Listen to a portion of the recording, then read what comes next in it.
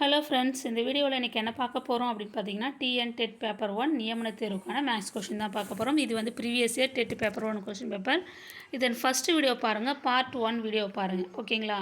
அதில் பார்த்தீங்கன்னா அதில் டீட்டெயிலாக சொல்லியிருப்பேன். இது பார்ட் 5. சரி, இன்றைக்கி என்ன வினாக்கள்னு பார்க்கலாம். மேக்ஸில் 2 × 4/5 + 3 × 7/2 இது ஒரு ப்ராக்கெட்டில் கொடுத்துருக்காங்க. டிவைடட் கொடுத்துருக்காங்க, நடுவில் வகுத்தல் 4 × 5/2 - 3 × 5/4 பெருக்கல் 1 × 7/8க்கு சமமானது. இப்படி கேட்டிருந்தாங்கன்னா என்ன செய்யணும் அப்படின்னா, இது எல்லாத்தையும் சுருக்கணும். சுருக்கி வர விடை தான் இங்கே ஆப்ஷனில் கொடுத்துருக்காங்க, ஓகேங்களா? இது எப்படி போடலான்னு பார்க்கலாம்.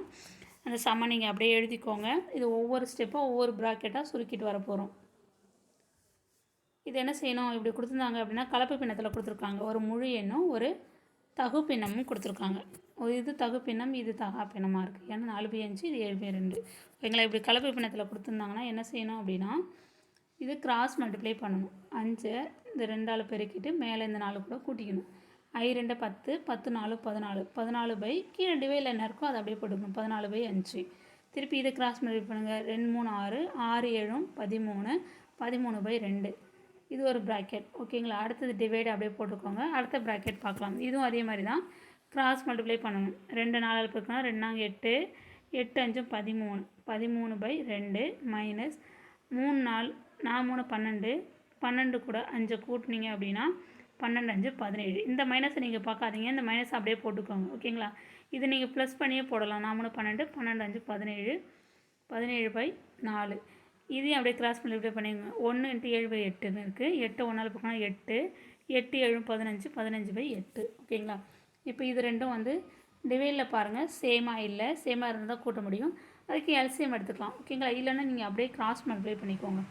இது இங்கே பெருக்குங்க, இதை பெருக்குங்க, கீழே ரெண்டுத்தையும் பெருக்கி போடுங்க.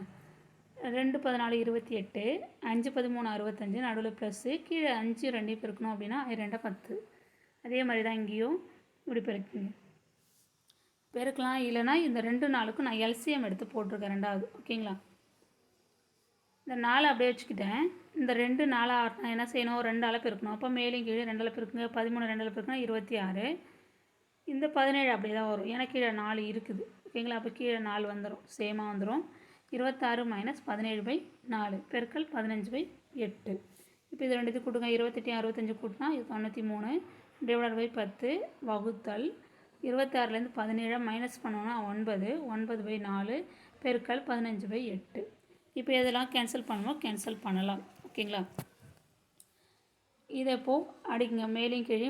இப்போ நடுவில் வகுத்தலில் இருக்கா, இங்கே பெருக்கலில் இருக்குது. அப்போ இந்த வகுத்தலை பெருக்கலாக மாற்றினா தலைகீழாக மாறும். இந்த 4 மேலே போகும், 9 கீழே வரும், ஓகேங்களா? பெருக்கல் 4/9. மற்ற டேர்ம்லாம் அப்படியே போடுங்க. 93/10 × 4/9. இங்கே பெருக்கலாக மாற்றிட்டோம், அதனால் பெருக்கலாம் மாறக்குள்ள இந்த டேர்ம் 9/4 வந்து 4/9 மாறிடும்.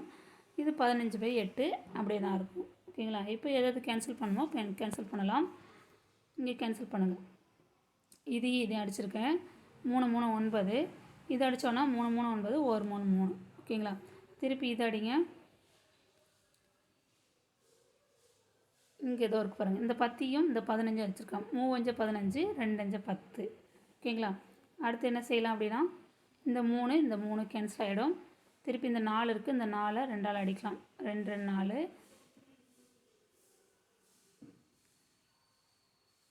கீழே இங்கே 8 இருக்குது. 8யும் இந்த 2 அடிச்சோன்னா 4 2 8, ஓகேங்களா? இப்போ கடைசியில் நம்மளுக்கு ஆன்சர் என்ன வரும்னா, இங்கே ஒரு 31 இருக்கும், இங்கே கடைசியில் ஒரு 4 கிடச்சிருக்கும். இப்போ 31/4 தான் ஆன்சர். இது சுருக்குங்க. நான் வேறு மெத்தடில் சுருக்கி தான் ரெட்டில் போட்டிருக்கேன். இப்போ நான் சுருக்கினது வேறு எது வேணாலும் நீங்கள் உங்களுக்கு எது ஃபஸ்ட்டு அடிக்க முடியுமோ ஈஸியாக இருக்கோ அதை நீங்கள் கேன்சல் பண்ணிவிட்டு நீங்கள் ஆன்சர் போடலாம். கடைசியில் ஆன்சர் வந்து 31/4 வரும்.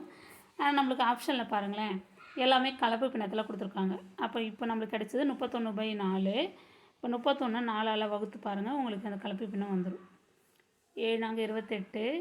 மீதி எத்தனை இருக்குது, 3 இருக்கும், ஓகேங்களா? இப்போ வகுக்கக்கூடியது எதுனா இதுதான் வகுக்கக்கூடிய எண். வகுப்பற எண் இது. அதை தான் நம்ம எப்படி எழுதியிருக்கோம் அப்படின்னா 7 டைம்ஸ் இங்கே முன்னாடி போட்டுக்கணும். வகுக்கக்கூடிய எண் கீழே போடணும், மீதியை வந்து மேலே போடணும். இப்போ ஆன்சர் என்னென்னா 7 × 3/4. ஆன்சர் எங்கே இருக்குது பாருங்கள், ஆப்ஷன் பியில் இருக்குது. ஆப்ஷன் பி தான் கரெக்டான ஆன்சர், ஓகேங்களா? அடுத்த கொஸ்டின். ஒரு சதுர வடிவ மனைப்பகுதியின் பக்க அளவு கொடுத்துருக்காங்க 45 மீட்டர். மனைப்பகுதியின் உட்பகுதியில் ஒவ்வொரு மூலையிலும் 15 மீட்டர் பக்க அளவுள்ள சதுர வடிவ கிணறு இருக்கிறதா சொல்லியிருக்காங்க. ஒரு சதுர வடிவ மனை சொல்லிட்டாங்க. அதில் ஒவ்வொரு மூலை பக்கத்துலேயும் 15 மீட்டர் பக்க அளவுள்ள சதுர வடிவ கிணறு இருக்கிறதா சொல்லியிருக்காங்க. 4 மூலை பகுதியின் கிணறுகளின் பரப்புக்கும் சதுர வடிவ மனைப்பகுதிக்கும் உள்ள பின்ன மதிப்பு என்னன்னு கேட்டிருக்காங்க. அப்போ ரேஷியோ தான். ஓகேங்களா, பின்ன மதிப்பு தான் கேட்டிருக்காங்க. ரெண்டுத்துக்கும் ரேஷியோ தான் நம்ம கண்டுபிடிக்கணும்.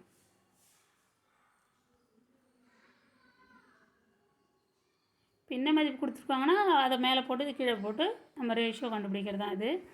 இப்போ பாருங்கள், அந்த படமாக நான் வரைஞ்சிருக்க பாருங்கள். சதுர வடிவ மனை எத்தனை மீட்டர்? அப்போ சதுர வடிவனாலே 4 பக்க அளவுகளும் சமமாக இருக்கும். 45 மீட்டர். ஓகேங்களா, அப்போ ஒரு சதுரம் நான் வரைஞ்சிட்டேன். அதில் 45 மீட்டர் நான் எழுதிட்டேன் 4 பக்கமும். அடுத்து என்ன சொல்லியிருக்காங்க? ஒவ்வொரு மூலையிலும், இதான் ஒவ்வொரு மூலையிலும் ஒரு சதுர கிணறு இருக்குதுன்னு சொல்லியிருக்காங்க. அது எத்தனை மீட்டர் பக்க அளவு உள்ளது அப்படின்னா 15 மீட்டர். எல்லாமே 15 மீட்டர் நான் எழுதிட்டேன்.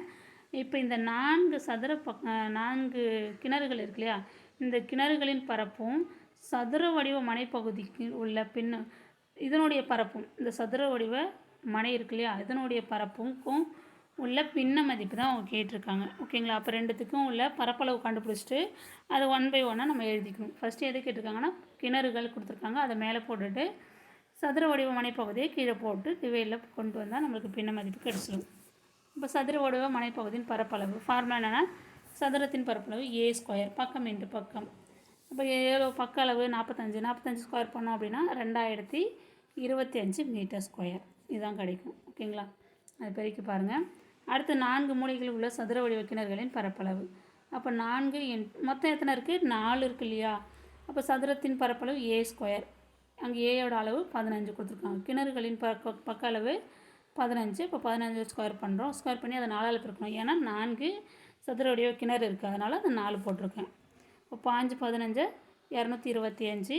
4 × 225 பெருக்கணும் அப்படின்னா 900 மீட்டர் ஸ்கொயர். இப்போ இதுக்கும் உள்ள ரேஷியோ தான் பின்ன மதிப்பு தான் கண்டுபிடிக்கணும். இப்போ இதை மேலே போடணும். ஏன்னா ஃபஸ்ட்டு அதை தான் கொடுத்துருக்காங்க. என்ன கொடுத்துருக்காங்க? 4 மூலை பகுதியின் கிணறுகளின் பரப்புக்கும் இதை ஃபஸ்ட்டு கொடுத்துருக்காங்க. அடுத்தது சதுர வடிவ மனைப்பகுதிக்கும் உள்ள பின்ன மதிப்பு கேட்டிருக்காங்க. அப்போ 4 மூலைகளில் உள்ள சதுர வடிவ கிணறுகளின் பரப்பளவு 900. அடுத்தது சதுர வடிவ மனைப்பகுதியின் பரப்பளவு 2025. இப்படி தான் எழுதணும்.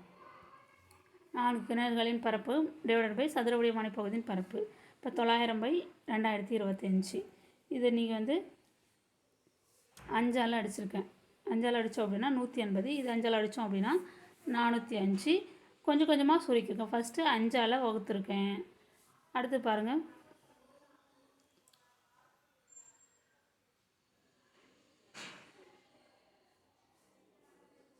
அடுத்தது 2ஆலையா 3ஆலையா அடிச்சிருக்கேன். ஃபஸ்ட்டு 5ஆல் வகுத்துருக்கேன். அடுத்தது எத்தனை அடிச்சிருக்கேன்? 180ஆலையா அடிச்சிருக்கேனா?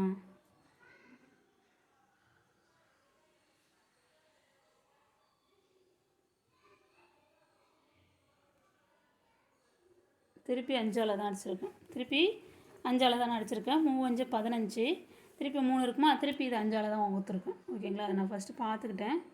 இல்லை, ஃபஸ்ட்டு 5ஆல் வகுத்துருக்கேன், திருப்பி 5ஆல் தான் வச்சுருக்கேன். எப்படின்னா 3 5 15, மீதி 3 3, 6 5 30. அடுத்து கீழே இருக்கிறது 5ஆல் அடித்தோம் அப்படின்னா 8 5 40, 1 5 5.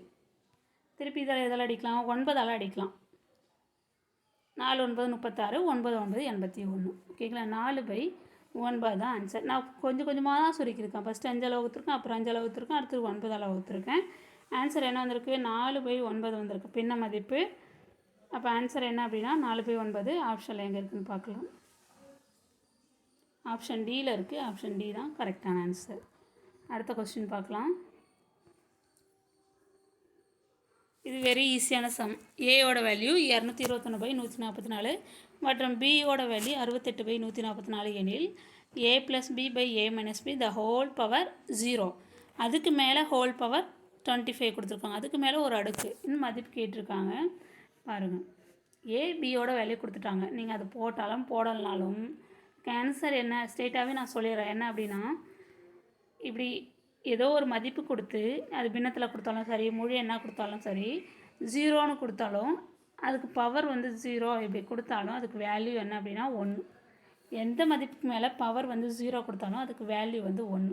நீங்கள் எந்த லெட்டர் கொடுத்தாலும் சரி, ஐ கொடுத்தாலும் சரி, ஜே கொடுத்தாலும் சரி, மேலே 1 0 போட்டாங்க அப்படின்னாலே பவரில் ரைட் சைடில் அதுக்கு வேல்யூ 1. இது ஸ்ட்ரெயிட்டாக இதெல்லாம் அப்ளை பண்ணி தான் போடணும் அப்படின்லாம் இல்லை. ஸ்ட்ரெயிட்டாகவே இதுக்கு பதிலாக ஏதோ ஒரு வேல்யூ ஏ பவர் 0 வேல்யூ வந்து 1. அதுக்கு மேலே பாருங்கள் 25 இருக்குது. 1 அடுக்கு எந்த நம்பர் போட்டாலும் 1 தான் வரும்.